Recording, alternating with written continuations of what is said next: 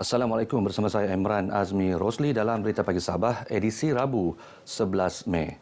Kita mulakan dengan perkembangan banjir. Setakat 8 malam tadi, 739 penduduk terjejas banjir di Tenom ditempatkan di 6 pusat pemindahan sementara PPS. Ia melibatkan 222 keluarga dari 14 buah kampung. Menurut kenyataan Jawatankuasa Pengurusan Bencana Negeri Sabah, banjir yang berlaku sejak petang semalam turut menjejaskan 55 buah kampung di Beaufort. Bagaimanapun, tiada penduduk yang ditempatkan di PPS. 5 jalan utama di Beaufort terjejas iaitu Jalan Simpang 4 Chan Furniture tidak boleh dilalui semua jenis kenderaan, manakala Jalan Kampung Binunuk, Jalan Kampung Balibata, Jalan Kampung Laboy dan Jalan Kampung Suasa hanya boleh dilalui kenderaan berat. Sementara itu, di Tenom terdapat jalan terputus di kilometer 36.2 Jalan Tenom Kuala Tomani dan tidak boleh dilalui semua jenis kenderaan. Pengguna jalan raya dinasihatkan menggunakan jalan alternatif iaitu Jalan Kuala Tomani Marais, Jalan Kalibatang Baru dan Jalan Marais. Beralih kepada perkembangan harian COVID-19, Sabah mencatatkan 39 kes jangkitan baharu semalam, manakala tiada kematian direkodkan. Menerusi kenyataan Menteri Kerajaan Tempatan dan Perumahan Datuk Seri Panglima Masidi Manjun, 9 daerah yang merekodkan sifar kes sebelum ini mencatat kes jangkitan baharu. Ia melibatkan daerah Lahad Datu, Tenom, Nabawan, Telupit, Papar, Tawau, Putatan, Kota Marudu dan Kudat. Sementara itu, 9 daerah lagi tidak mencatatkan sebarang kes baharu. Kota Kinabalu merupakan daerah tunggal mengekalkan catatan kes baharu 2 angka dengan 11 kes. Manakala 17 daerah lain merekodkan kes 1 angka.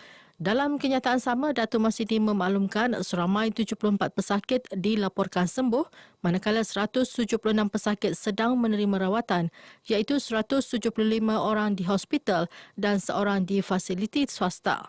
Sementara itu, 5 pesakit memerlukan penjagaan kritikal, manakala 2 lagi memerlukan alat bantuan pernafasan.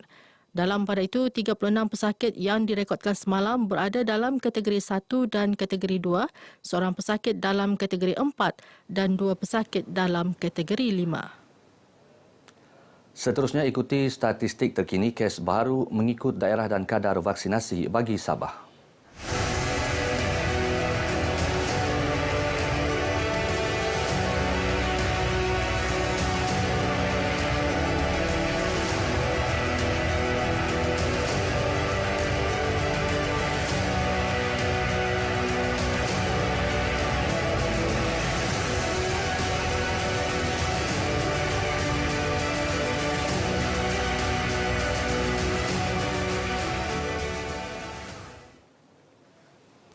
Pemain industri pelancongan di Sabah disaran mempelbagai produk pelancongan bagi menarik lebih ramai pelancong sekaligus menjadikan Sabah sebagai destinasi pilihan pelancong dari dalam dan luar negara.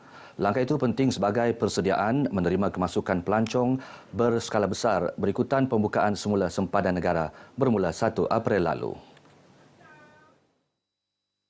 Ketua Program Pengurusan Pelancongan Universiti Malaysia Sabah UMS, Profesor Madya Dr. Awang Kuhasana Bahar Pengiran Bagul menyatakan demikian kepada RTM sebagai mengulas usaha merancangkan semula sektor pelancongan di Sabah yang terjejas teruk akibat pandemik COVID-19. Sekarang pelancong domestik adalah pelancong utama untuk negeri Sabah. Jadi kebanyakan pengusaha pelancongan yang kecil telah membuat banyak inovasi kepada pelancongan, especially di Kundasang. Banyak pengusaha kecil membuat homestay, tapak perkemahan dan mereka mempelbagaikan lagi produk pelancongan tersebut supaya orang lebih tertarik kepada sanalah. Dalam pada itu, beliau turut mengingatkan penggiat industri pelancongan, khususnya pengusaha hotel dan inap desa untuk melengkapkan diri dengan pelbagai kemahiran bagi memudahkan pengurusan pelancongan antarabangsa. Ia termasuklah aspek komunikasi, perkhidmatan yang ditawarkan serta kemudahan lain yang disediakan. Ia penting berikutan ada pekerja mahir yang diberhentikan semasa pandemik kerana kekangan kewangan selain operasi dihentikan. Satu memorandum persefahaman MOU ditandatangani antara Kementerian Sains, Teknologi dan Inovasi KSTI dengan Jawalah Plantation Industries Sendirian Berhad JPI SB dan Forest Interactive Foundation FIF di Kota Kinabalu. MOU dimeterai untuk pelaksanaan program Biohackathon. KSTI diwakili Setiausaha Tetapnya Zainuddin Aman, manakala JPISB dan FIF masing-masing diwakili Ketua Pegawai Eksekutifnya Abdul Rahman Han dan Johari Mustafa. Majlis menandatangani MOU disaksikan Menteri Sains, Teknologi dan Inovasi Datuk Yaakob Khan. Menurut Datuk Yaakob, MOU ini amat bertepatan dalam membantu membangunkan sains, teknologi dan inovasi di Sabah. Kerjasama kita ini adalah untuk CSR daripada syarikat tersebut dalam membantu pembangunan sains, teknologi dan inovasi di negeri Sabah, khususnya di sekolah-sekolah. Syarikat ini juga menawarkan kepakaran daripada syarikat mereka untuk memperkasakan sains, teknologi dan inovasi negeri Sabah. Dalam pada itu, Datuk Yaakob mahu lebih banyak syarikat dan individu berkemampuan tampil bekerjasama dengan KSTI bagi melaksana lebih banyak program tanggungjawab sosial korporat demi melahirkan masyarakat celik teknologi. Sambutan Pesta Keamatan yang merupakan perayaan terbesar di Sabah kini diadakan semula secara fizikal selepas 2 tahun diadakan secara hybrid berikutan ancaman pandemik COVID-19. Bagaimanapun, penganjurannya masih memberi keutamaan kepada pematuhan SOP walaupun beberapa kelonggaran SOP telah diberikan kerajaan. Menurut Menteri Pembangunan Luar Bandar Sabah Datuk Jahid Jahim, keunikan dan kepelbagaian adat dan tradisi di negeri ini yang dipamerkan menerusi perayaan Pesta Keamatan antara tarikan pelancong dalam dan luar negara sekaligus mampu merancakkan kembali sektor ekonomi pelancongan Sabah. Apabila kita mempamerkan budaya ini memang disukai oleh warga-warga asing atau pelancong-pelancong, maka sekaligus ia akan menyemarakkan, mempercepatkan kembalinya suasana ekonomi berkaitan dengan industri pelancongan. Karena inilah yang selama ini menjadi tarikan daya pelancong dan inilah yang kita paparkan dalam sepanjang 1 bulan ini. Beliau berkata demikian kepada RTM sempena pertandingan Sugandoi peringkat daerah Tuaran 2022 di Dewan Datuk Patrick Jilan, Linangkit Cultural Village, Kampung Selupuh Tuaran. Dalam pada itu, Datuk Jahid menjelaskan pertandingan-pertandingan kebudayaan yang dianjurkan sepanjang Pesta Keamatan seperti Sugandoi ini mampu memartabatkan adat dan tradisi kadazan Dusun Murut sekaligus menyemarakkan semangat perayaan Pesta Keamatan pada setiap tahun. Beliau berharap sambutan Pesta Keamatan kali ini meningkatkan lagi semangat perpaduan masyarakat pelbagai kaum dan budaya di negeri ini yang sedia terjalin.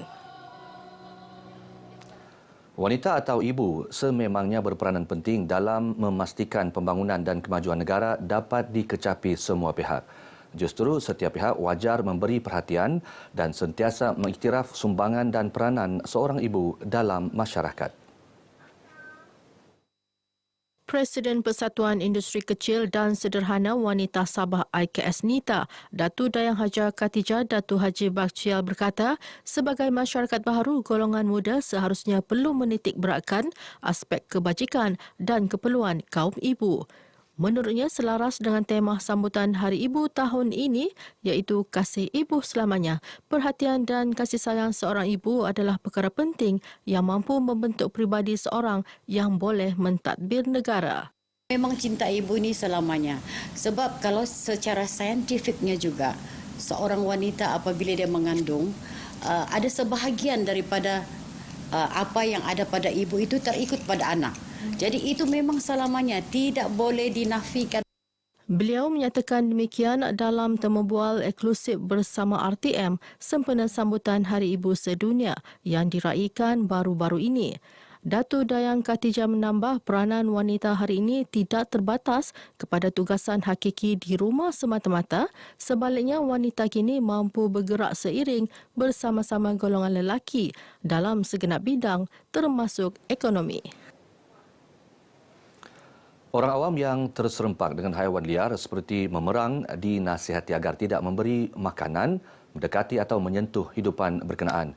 Ini adalah peringatan Jabatan Hidupan Liar Sabah Berikutan tular satu video di media sosial mengenai orang awam memberi minum seekor memerang liar di salah sebuah kawasan riadah di ibu negeri.